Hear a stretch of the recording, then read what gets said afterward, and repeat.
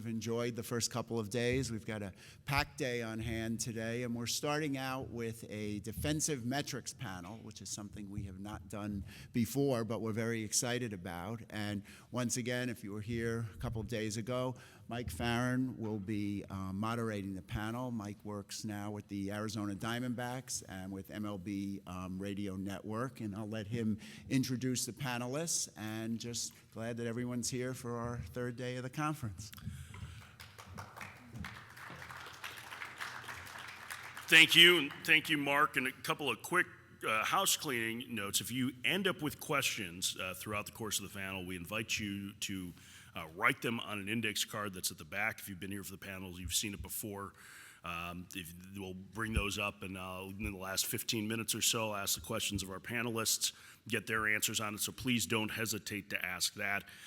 Want to give a special thank you to somebody who helped out on this panel, and Mark Simon from ESPN.com, who provided a lot of the information that basically I just took and forwarded right on to the guys so that I didn't have to do any work, so thank you, Mark, for the preparation on that. And also, on a personal note, are the kids from Loras College here? Yeah, Dewhawks. Okay, I'm a Loras College alum, so I'm really proud of you guys. You guys have done great work. So I know it's very difficult to find Dewhawks in the desert. So congrats, guys. So, and they'll tell you what a Dewhawk is if you want, and I can tell you the whole history of how they were the Pearl Golds once upon a time. So our panel today, as we get away from college mascots, is on defensive metrics. On the far end, Alex Cora is with us. You may recognize him from ESPN, and 14 years in the big leagues, and been a general manager in Puerto Rico as well, in the Puerto Rican leagues. In the middle, Caleb Peiffer, who is the manager of baseball operations for the Seattle Mariners. And then to my right, I think maybe the most important, I don't think maybe, he's been the most important person when it's come to developing defensive metrics, John Dewan, the owner of Baseball Info Solutions. And gentlemen, we welcome all of you to this panel. And I'm just kind of curious, Alex, I'll start with you. What's your perception of defensive metrics? What is your perception now that you've stopped playing? Well, I'm a big believer. I think the whole experience back home, being the GM, and actually the last 2 years managing, I tried, obviously, winter ball is way lower than the big leagues, but we found interesting that, with our numbers, the numbers we try to put up, it really works. We try to evaluate players, by the small sample size that we have, and in a 40-game season, we take advantage of that. There's some guys that probably, in the States, they don't rate that well, as defensive players, and all of a sudden you put them in that environment down there, and we evaluate them with certain numbers, and they become real good. So. For the 2 years as a manager, obviously, talking to Manny Acta for a few years, he made me a believer. He's a guy that, and Caleb can tell you, he understands and he buys the concept, and it's something that I think managers and infielders, infield coaches, they're buying into it, and it's going to get better. John, where are we at with defensive metrics now? We're in a good place. If you compare it to where we were like 25 years ago, especially. So, in baseball and hitting, we're probably with our numbers, we're measuring performance, OPS and all the general metrics that are out there. We're probably measuring 80 to 85% of a player's offensive ability. Factoring in base running. We have base running metrics and, of course, stolen bases and caught stealing and things like that offensively. And pitching, I'd say we're probably at 70, 75% measuring the overall performance. There's more interesting information that we're going to be able to gather using more advanced metrics going forward. And hitting, and fielding, I'd say we're at about 60 to 65%. Now with defensive metrics like defensive runs saved and UZR and some of the newer things that we've added like framing, catcher framing. Back when we only had fielding percentage, we probably were measuring like 5% of the player's defense, and then Bill James came along with with his range factors and probably added another 20%. And then we did some zone ratings and ultimate zone ratings. And now I think we're up to that 60 to 65% range. But I think that, what we're going to learn more with things like StatCast is the details of it. How does it break down? Range and positioning and throwing and first step and route efficiency. That's going to be good stuff to look at. Yeah, Caleb, from your standpoint, do you feel like internally, because obviously you've got different data, better information, are you guys further ahead of the 60 to 65% than what John says, or do you feel like you're in that same ballpark? I think we like to think we are maybe, slightly, but I think, traditionally defense has definitely been the one area, of greatest, frustration for clubs. Obviously offense and pitching, we have, much better metrics. I think you'll find that most clubs have similar ways to look at both offense and pitching, but I think defense is where you really see a difference between how clubs, approach things. And I think that's actually going to,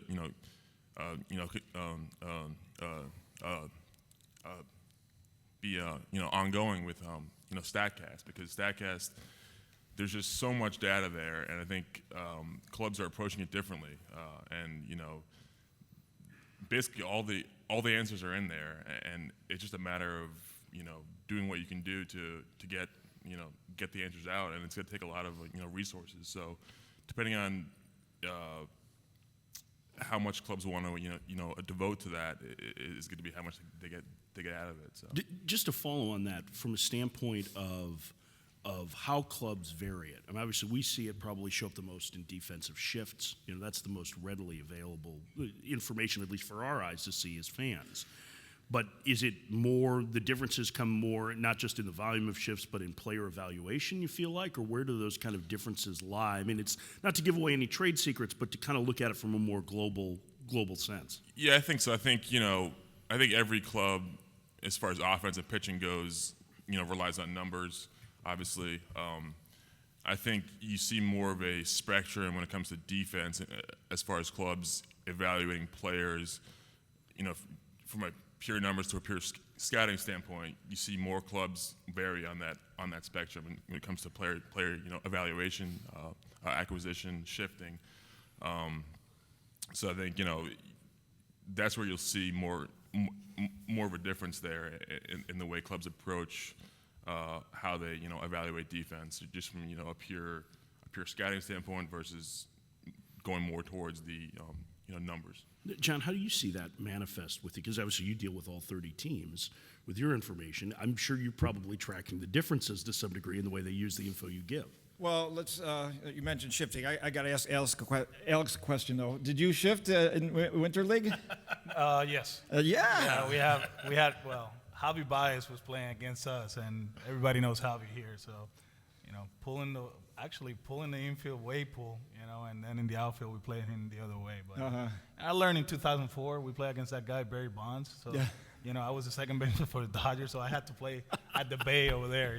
So that's when I started buying into shifting. I'm like, okay, and not for defensive reasons. It was for being alive the next day. You imagine a book.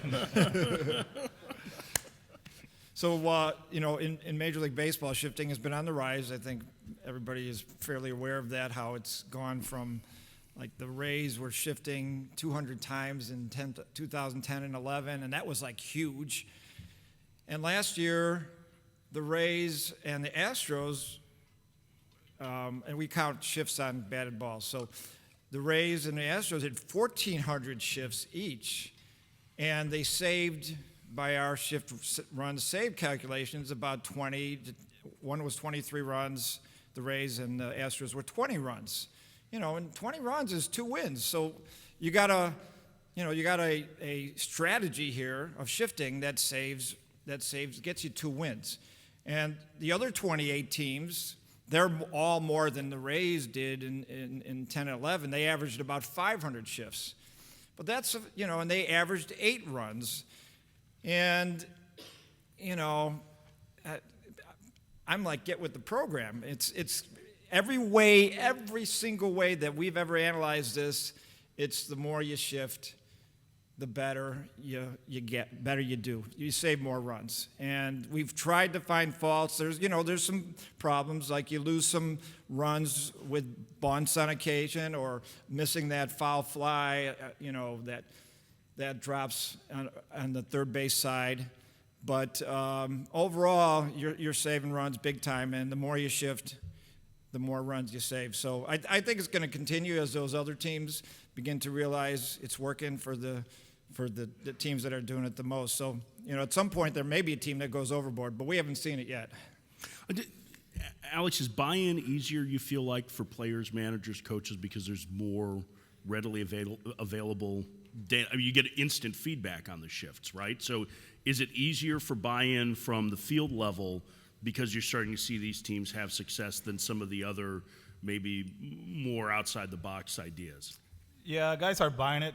I did my rounds the last 3 days talking about shifting and talked to some bench coaches and some players, and you get different answers, but I think they're starting to understand that, they put you in a spot and the ball is going to be hit there. Altuve in Houston, he didn't buy it in the beginning. He felt that he was a rangy guy, that he can make every play, but right now he doesn't have to die as much. Mm-hmm. The ball is coming at him. The one, not problem. The one thing that I'm a little bit worried about. I'm a big believer that double plays are game changers. And you start looking at the stats. We know about the Rays. We know about the Astros. But then you look at the ground into double plays percentages. Turning double play, and Carlos Correa is the worst shortstop at turning double plays. And, knowing Carlos Correa, he's probably, besides Francisco Lindor, the most athletic shortstop at the big league level. Where you put in Carlos Correa in a spot that he cannot turn double plays, and you talk to pitchers and pitching coaches and middle infielders, and they're like, you know what, 1 pitch, 2 outs, there's a huge value on this. Mm-hmm. So that's the part of the game that, guys are like, not, they're buying the shifting, but in certain spots, it's tough to buy. You go to the Rays, Forsythe and Cabrera, they were great shifting, they were making outside of it, but they were probably the 2 worst middle infielders turning double plays. We did some analytics, and that's true, that there are fewer turned that could be double plays, mm-hmm. but it turns out that there's more balls that are fielded that can become double mm-hmm. plays.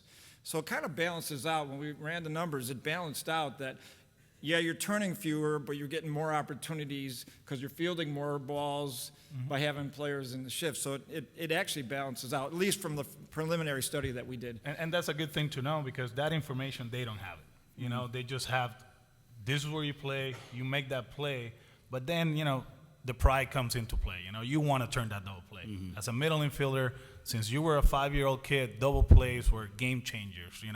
That's why you see in the highlights. We put double plays on TV. You love it, and they feel especially Carlos talking to him. He's like, man, Alex, I'm playing second base. I hit that ball in the hole. I have to backpedal to the back and try to turn that one. And he feels awkward doing it. Probably, I know teams are working on it in spring training. They're going, instead of taking regular infield, they're putting guys in those spots so they get comfortable with it. Absolutely. And also, I talked to the Mariners yesterday. Now it's not only the shifting and making plays, it's going from the shift to the cutoff and relays. There's other stuff that comes into play that guys are not used to it, and they're learning because they're practicing and they're buying into it. It's funny because you mentioned that, because I remember a couple of years ago, Ron Washington was one of our regulars, and Wash is one of the really great infield coaches in baseball, and I had asked him about when he took a third baseman and put him in shallow right field, and I think it was, I don't think he was using Beltre. I can't remember what the situation was. I said, do you practice it all? He goes, no, man, he's an infielder. He can handle it, and he knows where to be. And you watch how much time. I'm kind of curious, Caleb, you have new administration overall with new general manager, new manager. Is there more attention to that, or is there more attention that's being paid in the way that they help players prepare for those shifts? Shifting, yeah. I mean, we are definitely putting more of a focus on it this year. I think we're just, with all the new information coming in from StatCast, we're making it a priority to shift more. So you'll see more shifting from us, and we're starting now. Spring training, we're trying to implement it now, get all the kinks out, just like these guys were talking about in terms of where's the third baseman play, turning double plays, runners on base, and that's a really good point about relays too. I mean, guys are out of their normal spots, and where do they go for the relays? But yeah, it's a matter of getting the coaching staff on board early, and then having them throughout spring training, kind of going through it, going back over each game and figuring out what were the issues, talking through it, because you don't want to just start opening day, give them a whole shifting packet and have them put it in then. So it's spring training is a really valuable time for us this year to try to put that program into place. John, we'll move away from shifting in a second, but if I remember right, my memory can be hazy. This summer, I saw a presentation by two of your employees, Joe Rosales and Scott Spratt, talking about shifting data and specifically extreme shifts and how they worked better than some of the more moderate shifts. Yes, absolutely. And that the more moderate shifts were actually less effective than playing the infield straight up. Take us through a little bit of that, because I think I saw Scott's here today, I think, right? I thought I saw he's Scott. here somewhere. But there he is, he's in the back. And it really stuck with me from a standpoint of, my gosh, do teams realize that when they're trying to be a little bit too cute, make sure the second baseman's still on the second base side of the bag, Right. that it's having less impact if you're going to put three defenders on the left side for a right-handed pull hitter? Yeah, the general rule is you got to be all in. You can't, we call them partial shifts. So it's clearly that, the second baseman and first baseman are shifted over, and then shortstop has come over towards second, but he's not on the second base side, or the first base side is second. And it's a partial shift. You can see they're trying to do a partial shift, so we track that, and we track full shifts. And it's just partial shifts. I think we did a study a couple years ago, and maybe Scott updated it. And I remember the numbers were like 4.8 runs saved per 100 shifts or something with a full shift, but only 0.8 with a partial shifts. And it's probably closer to break even now that the partial shifts aren't working. It's one of those things. It's psychological. You want to start doing shifting, but you don't want to commit to it all the way. But it turns out it doesn't work, or at least it hasn't worked thus far. So it's all in or nothing is really the general rule. Alex, just to move on to a different spot, Mark Simon, who again helped to prep and put this panel together, asked a really interesting question. If we're watching as fans, take us through the positions on the field and something that we should be looking for defensively at each spot that we may not realize right away. What the things are that are important as we kind of go through the defensive spectrum. Well, if we're full in with the shifting, and we understand we're putting guys in different spots now, if I have to build a team and my first baseman has to be very explosive to his left. Why? Because now he's going to play in that 4.5 hole. They're playing as far as possible from the first base back. Right. So if you're not explosive to the left, that's going to create a lot of problems with the infielders. As a shortstop, I know the first baseman was going to be sprinting to first base, but I had a target. He was going to be around the back. Now with the first baseman playing that hole, well, if he's not quick enough to the left, that shortstop might have some problems throwing the ball in the bag. It's like a wide receiver. You have to lead the guy, and if you lead the first baseman, the runner is coming, something bad can happen at first base. So he has to be able to be quick to his left. Also, we need a guy that he can pick it. Forget about catching it, soft hands, whatever, but he has to have soft hands picking balls, because there's going to be some awkward throws, from the second baseman, shortstop, and third baseman. So that's what I would like from a first baseman. My second baseman, well, he has to be quick coming in, because I'm going to put him in short right field, and there's going to be some soft ground balls hit into that 4.5 hole. So you got to sprint and go get it, and you have to be probably more athletic than what people think, Obviously, Daniel Murphy, well, he rakes, so you put in his spot there, and he's going to make plays. But I'd rather have somebody that is very quick up the middle. and he has to have a better arm than a regular second baseman back in the day. Because you're playing that short right field position, you go far to your right, that's a tough throw. It's kind of like playing softball. It's like short field. You got to make that strong throw. With a shortstop, the best athlete, regardless. Quick to your right, quick to your left. Obviously, great arm. I think, the shortstop that plays in the 60s, 70s, 80s, 90s, whatever, they can play right now at the shift. Because we always ask a guy to have a strong arm, have quick feet. Obviously, now with that move going backwards to turn the little play, well, you work on it, but I'm biased with the shortstop. I think they're the best athletes in the world, so he'll be okay. For third basemen, actually, we used to get guys, hit 30 home runs and driving runs and, just make the routine plays. They got to be a little bit more athletic now because sometimes they're playing shortstop, sometimes they play second base. So, that's why you see the Justin Turners, the super utility guys, quote unquote, that play second short. They put him at third base because now you're not only playing third base, you're playing other positions. So, that's what I would love, with an infielder.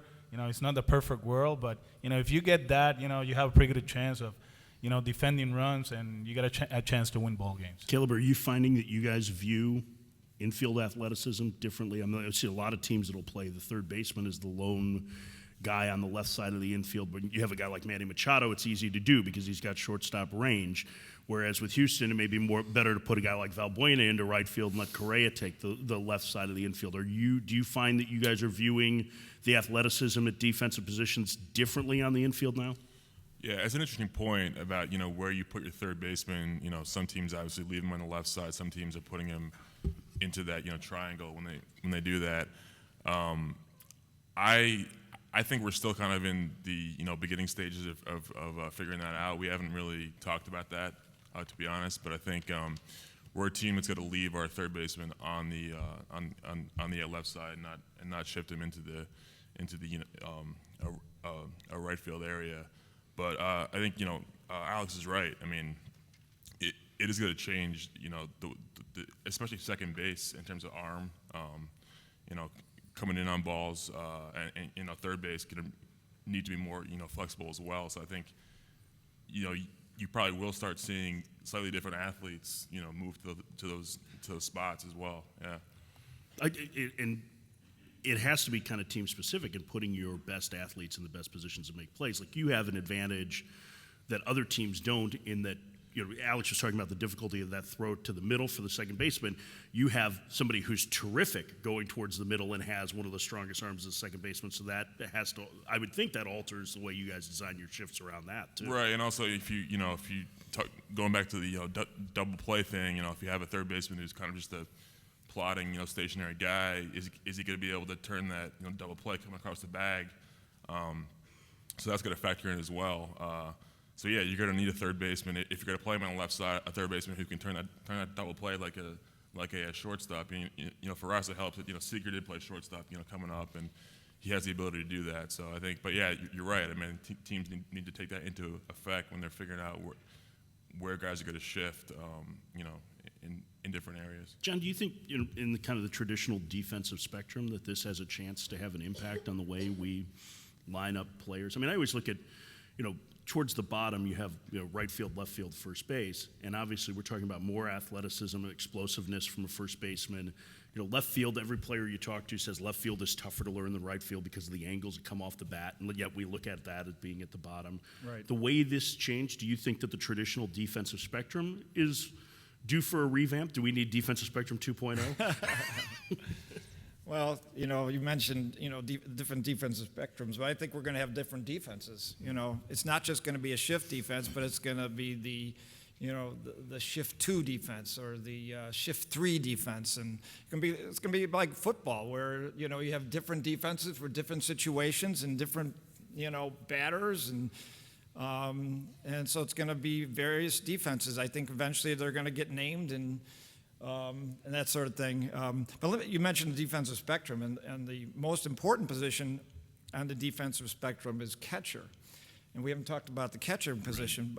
But Caleb and I actually had a very good conversation before the panel about catcher framing. And I'll tell a quick story here. You mentioned Mark Simon. Mark Simon at ESPN created a defensive fantasy league where we draft players based on how well they're going to do defensively based on DRS. So you draft a catcher and a first baseman and a second baseman. But the coolest thing is the wild card, because here you're going to draft the worst defensive player and you're going to take his negative points and make them positive.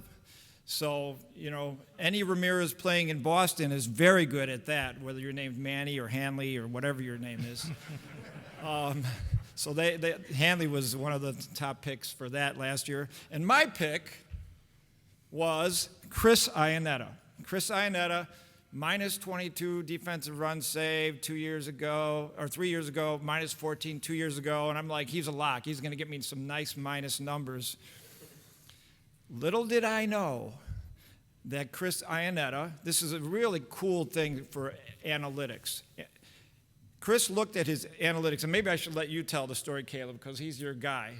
Well, yeah, I mean, it happened in L.A., but I think, from what I understand, Chris saw the framing rankings and saw he was at the bottom, and he was upset by that, obviously, and he went to the team's baseball ops department and said, how can I get better at framing? And they, just basically showed him a lot of video of the players who were the best framers and worked with the coaching staff and had him try to emulate some of those guys, and it worked. I mean, he turned into from one of the worst framers in the game 2 years ago to among the top 10 or in that range last year. So I think it's a testament to analytics and defensive analytics and what they can do for a player if he actually buys in.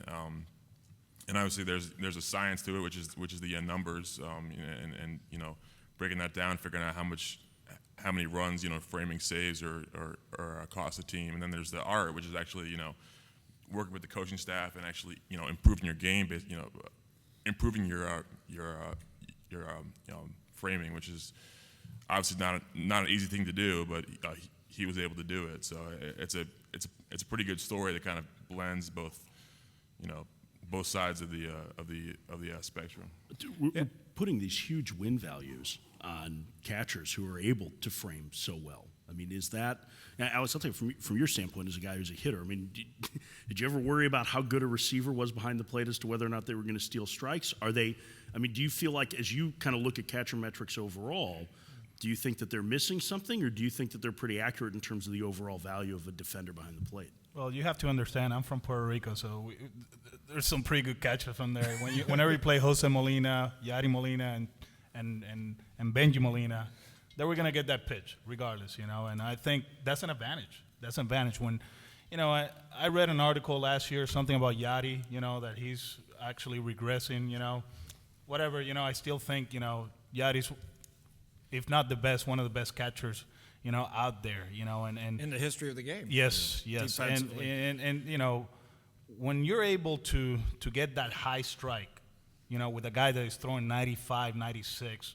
well, now they throw 98, I guess, well, that's an advantage for them. When you can be able to frame that pitch down in the zone with a sinker ball pitcher, as a hitter, you feel that's not a strike, but they're getting that pitch, you're going to expand the zone. And when you expand the zone, well, you're going to get in trouble because you're playing into their hand, like a Doug Fister. He's down in the zone, he's getting that. Well, you're going to start swinging at that pitch, you're going to get ground balls. So, I think that's a huge advantage. We've seen the effect with the Cardinals, and I always go back to Yadi Molina. There's it's no coincidence that, with Yadi, they're better, and it's not only with the pitch framing, but it's also calling the game, and other stuff comes into play. Throwing with a purpose. You can see the tempo of the game. When Yadi's behind the plate, it's a 2.5 hour game. When he's not, Wainwright starts shaking up. And that's how it goes. And it's and you hate to say that because you will love the pitching staff to just be the same and throw the ball the same and throw with conviction.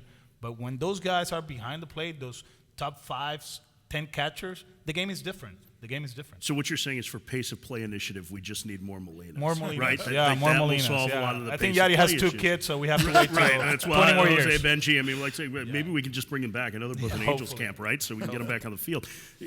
John, the idea of players pitch framing aging, I think it's something that's interesting to look at. I remember when some of the first research came out, the feeling was that if you were a good framer, you could figure it out very quickly and that you were pretty consistent. Now we've started to see some data. I think Jeff Sullivan at Fangraphs had a piece this year talking about how that there may be a decline in it. I look at a guy like I've lived in Baltimore and D.C. the last 7 years. Matt Wieters early on scored very well as a pitch framer, and then his numbers all of a sudden were on the negative side. Do we have enough data to know whether or not the ability to frame pitches ages well? Yeah, we haven't really looked at aging per se. I would not think that would be a skill like, speed that would decline with age. So I wouldn't expect pitch framing to decline with age. But I think that, as we saw with Chris Iannetta, who went, by the way, from minus 14 runs saved, across his team 14 runs to saving 7 runs with his defense the next year. And that's in partial, I don't think he played full time. It's one of those things that I think players will begin to learn to do and they probably have to an extent. We know the Chris Iannetta story because he talked about it, but maybe there's other catchers out there. And, so maybe the extremes that we once saw are going to get smaller. I think also some of the early numbers that came out with pitch framing were really high because they were giving all the credit to the catchers, whereas there are hitters who get more strikes called on them or less strikes for whatever reason. Umpires, obviously, some umpires call more strikes than others, and there are certain pitchers who, even their pitches are a little outside the zone, they'll get those more often than other pitchers. So we actually broke it down and gave credit to all 4 of those, of those entities, and found that the catcher was only part of the equation. So we only gave the catcher that part of the equation. But that's one of the cool things about if metrics can help you do 2 things. You can help your coaches and coaching players, or predictability about players. That's the key to the metrics, right? So that players can improve, or you can predict as a front office staff who's going to do what.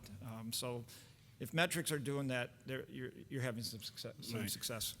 I want to, in a moment, get into StatCast because I think that's going to be that obviously is the next big thing, right? But there was an interesting question, and John, you and I talked a little bit about this before. Who are some players that are better defensively than what their reputations are?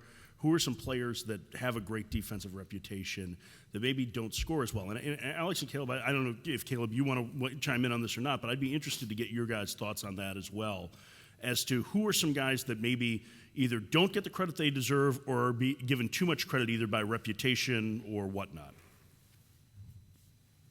If you want to go ahead and start, John. Yeah, well, I looked at a couple numbers. There's 2 guys that jumped out at me, Andrew Mccutchen and Adam Jones. I don't know if this is exactly what you're looking for, Sure. but these are 2 guys that have very, very good defensive reputations, but their numbers just don't come out very well. Andrew Mccutchen cost his team 8 runs last year defensively, and he's got a very good reputation as a defender. And Adam Jones generally is negative. He was a little positive last year, but he's annual Gold Glove winner, and why don't these guys perform better? So this is actually, you mentioned StatCast. This is where I want to look to StatCast. Are they not getting that first step? There's a StatCast thing called first step. It's their reaction time. How quickly are they, after the ball's hit, making their move? And are they going in the right direction when they make that move, right? The guy who runs in, maybe he had a quick reaction time, but the ball's hit over his head. That's not going to work too well. Or route efficiency. So those are things that will give us better clues as to why some guys' numbers don't come out as well. For me, Mccutchen and Jones aren't making as many plays as other outfielders, but they sure do look good out in the field. And, I'm wondering if it's kind of like they look good at the end of the play. For me, Didi Gregorius, he's better defensively than Derek Jeter. It's a fact. And I know he struggled last year. People kind of like thought that this is just an athletic kid playing shortstop and he can't make the plays, but you saw him over the course of the season feeling comfortable, which, you know, I don't know, there's not a stat out there that can quantify, you know, I'm playing for the captain and, you know, I got all the pressure in the world and people are watching me play, so I'm going to struggle the first few months until I feel comfortable about it. And he can make every play, you know, great angles, great first steps, you know, great arm. You know, he can make all the throws from shortstop. So I think Didi, although the numbers show up, you know, I mean, he was great defensively, but I still think, you know, he's one of the best shortstops in the league. And the one that, you know, a lot of people out there feel that he's a great defensive shortstop and, you know, is Elvis Andrus. You know, this is a guy that his first few years when he was in Texas, yeah, he was a top-notch shortstop. You know, you could see him making every play, kind of like Didi, you know, very athletic, but for some reason, you know, he's not the guy that we all think he is. You know, you start looking at the numbers, he's always in the negative side. You saw what happened in the playoffs, you know. Let's not, you know, talk about that one, but I mean, they didn't make it to the championship series because he didn't play good shortstop, you know. And there's certain reasons, you know, he might be athletic, he might have a great first step, he can make all the plays, but there's something there that we haven't found out that it shows us why he is a bad shortstop. And for me, Elvis is one of those guys. Real quick, just to follow on this with a different player. You played with Ian Desmond in Washington. Yes. Did you see the article from Ken Rosenthal yesterday where Desmond talked about his struggles with playing shortstop? It was really interesting in that he said, I've always wanted to be an outfielder. Even in the minor leagues, I wanted to move to the outfield, and the coaches wouldn't let me. But he said that every error that he made weighed on him so much. And this is a guy, he averaged about 24 errors a season. I think he made 27 last year. Can you believe that he won 3 Silver Slugger Awards with what seemed like very little confidence to be able to play the position? Well, knowing Ian, very confident kid. Yeah. You know, he very athletic. You know, his tool set is great, you know. But one thing about him, if you pay attention to his career, you know, he'll have a horrible April. You know, he'll make 12 errors. And offensively, he was hitting 180. But all of a sudden, he got until his comfort zone. He'll go 50, 60, 70 games not making errors, but getting to balls that not too many shortstop will get to. And then offensively, he felt better, you know. And I think last year was just, you know, a bad year. Yeah. You know, it was a free agent year.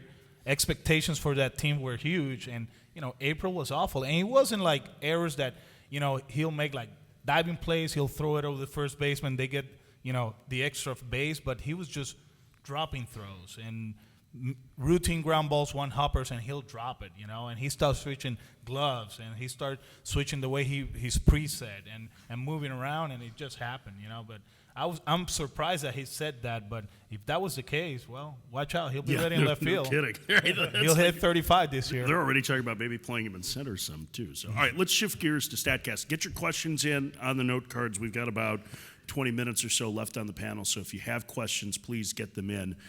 Caleb, from a kind of a global view, help us understand the volume of information that you have just on the defensive side through 1 year of StatCast. Well, it's a ton. I mean, every pitch you have, you know, XY coordinates of every player on the field.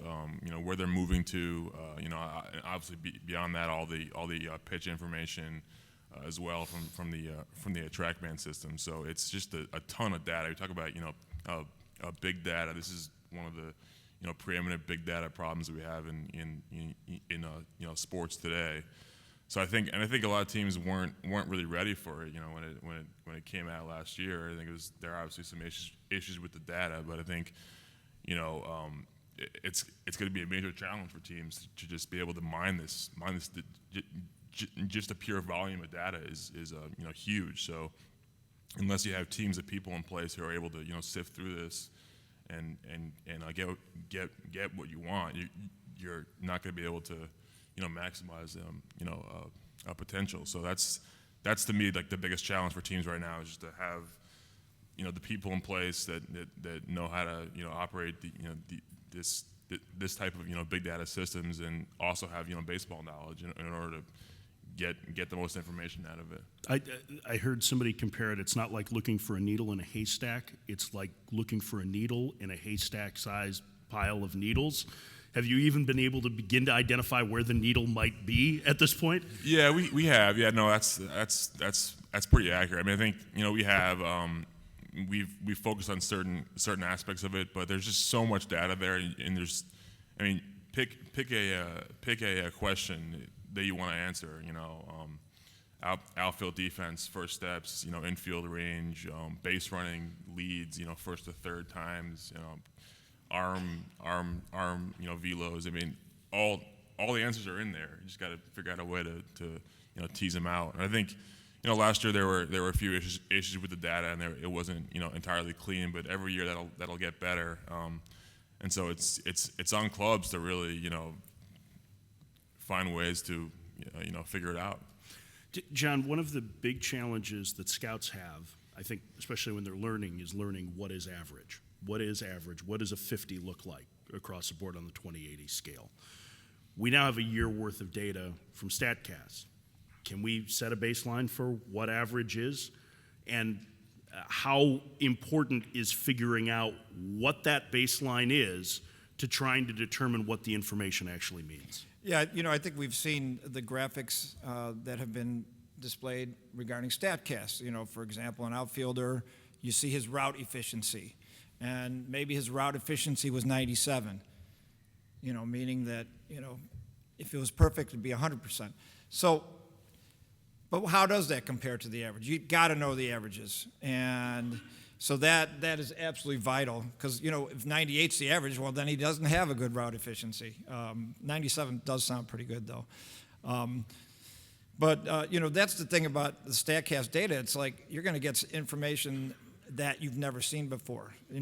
First step reaction time I mentioned, first step efficiency, route efficiency for outfielders, infielders. We've already done some stuff at BIS to break into defense into range, positioning, and throwing. And so we know, like, the Cleveland Indians had above average defensive infield due to their positioning, whereas the Royals, who had about the same number of defensive runs saved overall, that was due to their throwing arms of their infielders, actually, and not their positioning. So we're going to learn more from StatCast. One of the coolest things I've seen, we built an animation of plays for one of our clients, and it's interesting not so much to watch the players involved with the play, but to watch the other players. So, like the catcher running down the first base line to back up a throw, or the left fielder on a single to right coming towards the infield, or not coming towards the infield in some cases, to back up throws. So you can learn things that you never thought you would learn from StatCast. Like I said, watching the players not involved with the play. What interests you most about the StatCast data?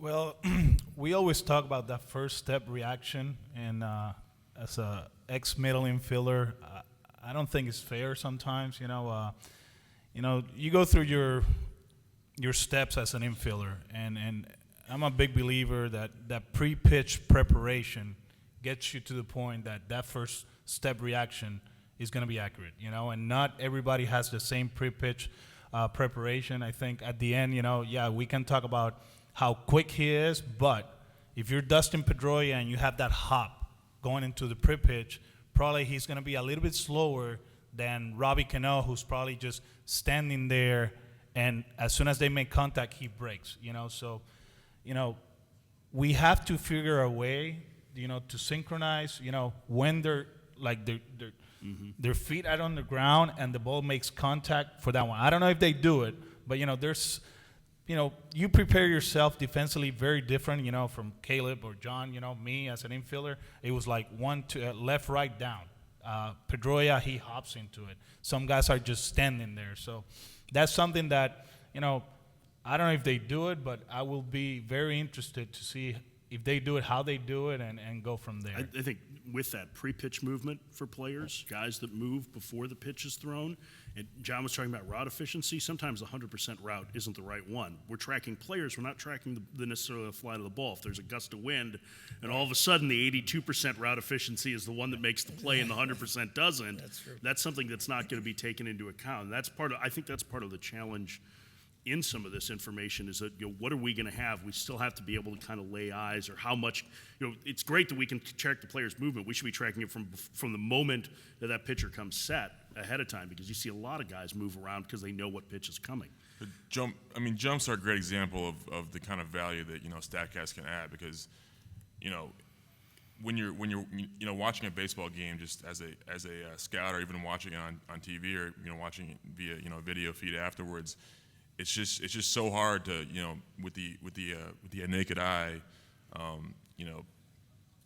see how quickly an outfielder or a shortstop or whatever gets off the ball. I mean, it's almost impossible. Whereas with Statcast, you can potentially break that down and figure out, actually measure that. So that's one of the main areas where I think Statcast can actually really make a big difference. I've got some questions here from the audience. We'll tap into those. We got about 15 minutes or so left. So this is for the entire panel, but I think we should start with you, Alex, since you brought up that you felt double plays were game changers. How do you see the new slide rule at second base affecting double play numbers in 2016? Let me add to this, with the slide rule going directly into the bag, is the elimination of the neighborhood play, which means that is now reviewable. I talked to John McDonald the other day. He was all for it. He's like, we should be able to touch the bag and get out of the way, that we should have, it should be difficult to turn a double play. Do you feel different? Now, John played a lot of second base too, so maybe he feels differently about it than you do. But what's your take on the impact on double plays with the new slide rule? It's going to be interesting. Are you a fan of it or not? No, I'm not. It's meant to protect guys like you, though. Yeah, but I think they made a huge deal out of a bad tackle at second base in a big stage. I think at the end of the day, they should have just slide. You can come as hard as possible. I really, as a middle infielder, I didn't care if you came with your spikes off, whatever, as long as you slide. Just give me a shot so I can jump and get out of the way. If you guys, personally, I feel like I never touched the back. I touched 5% of the time on a 13-year career. And what are we doing now, with the replay? Well, as an infielder, can I get up and show you guys something? Yeah. As a second baseman, I'll forget the mic. As a second baseman, I was always thought that I have to take my right shoulder to the ball, regardless of where he was. If it was a throw right in front of me, I'll be with my left foot on the bag and go after the ball, like that. If it was back here, I'll go here. If it was here, I'll go there. I always follow with to get my right shoulder to the ball, I have to move my right foot. So I'm right there. So imagine me now, just waiting for a throw, instead of getting up there just half a step, or not even that, 5 inches. I'm gonna be off the back. Now, if I'm off the back for 5 inches, they're gonna go to that replay, and it's not gonna be a double play. It's gonna take a while too. So we're talking the pace of game, whatever. My daughter, she loves the game, but she's not gonna be sitting there for 5 minutes waiting for a decision like that. So that's another thing. But now you have to wait.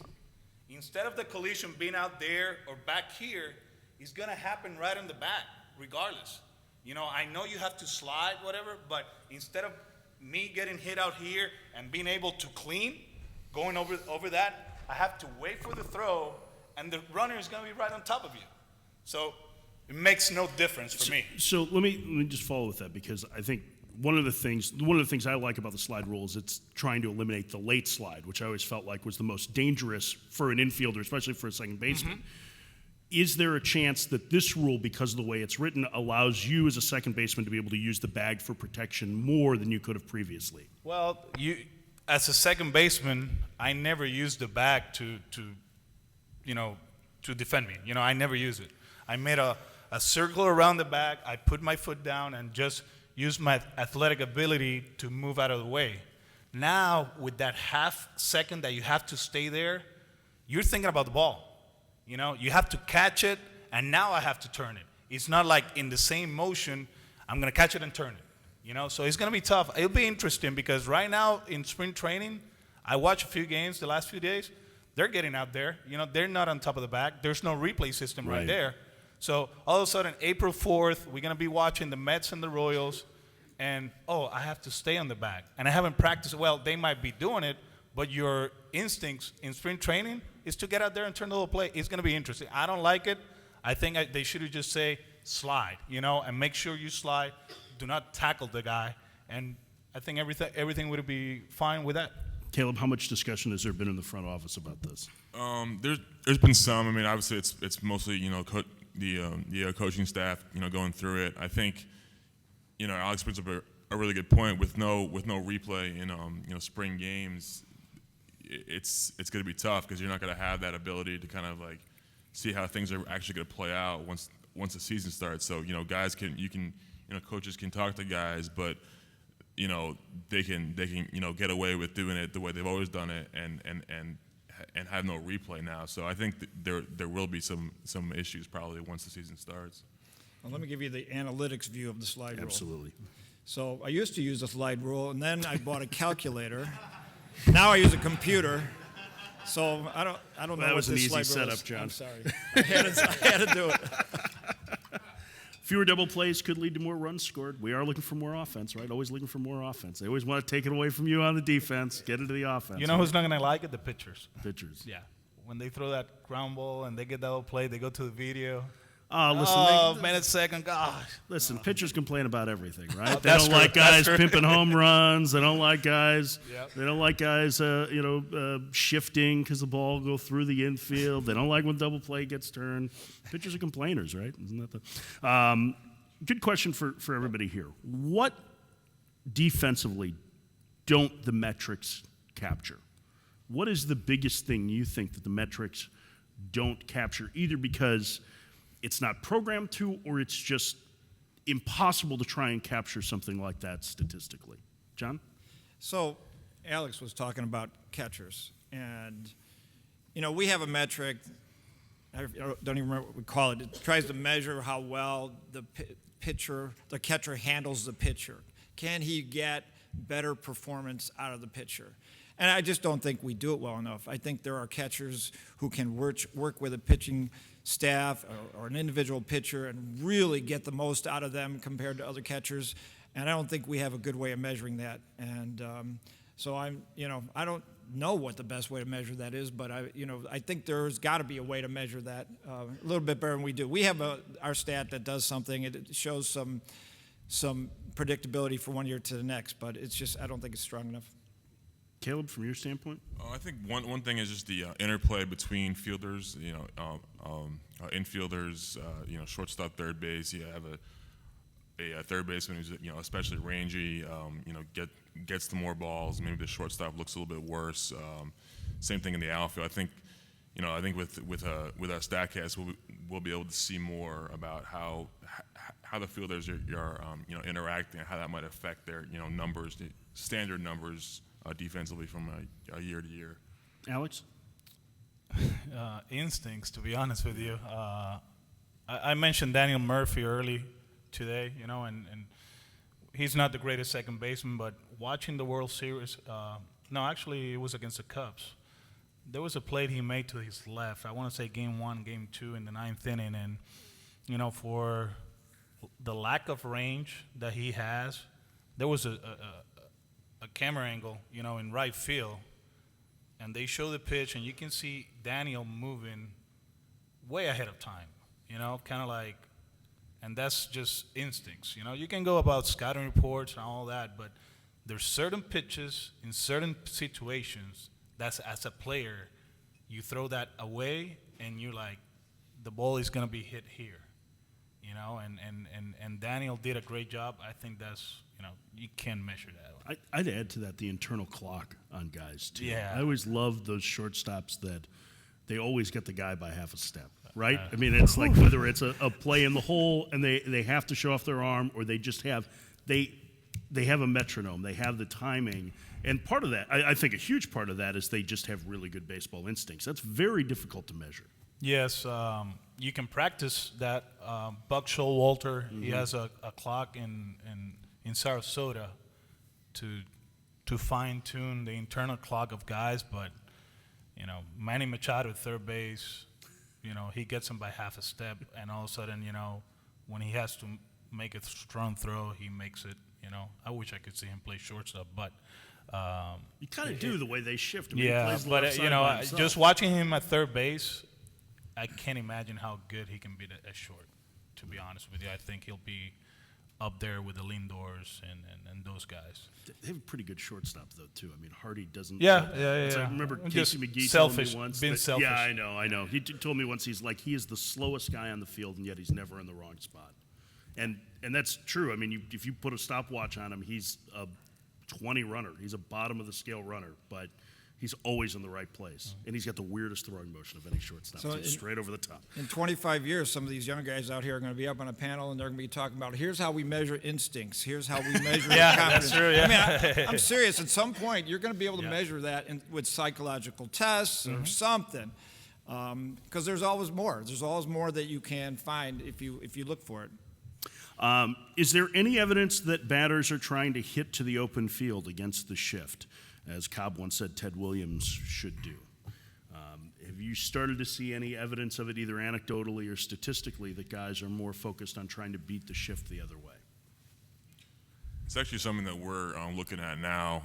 We don't have a great answer for you, but I think that's one of a team's concerns, that shifting a lot has to be that, especially with runners on. But the question becomes,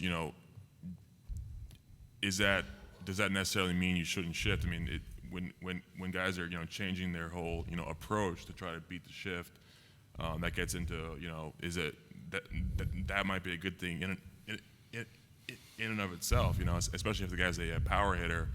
But for the guys who are more contact, slap hitters, that's definitely something that we have to look at more and figure out, can guys do that, consistently?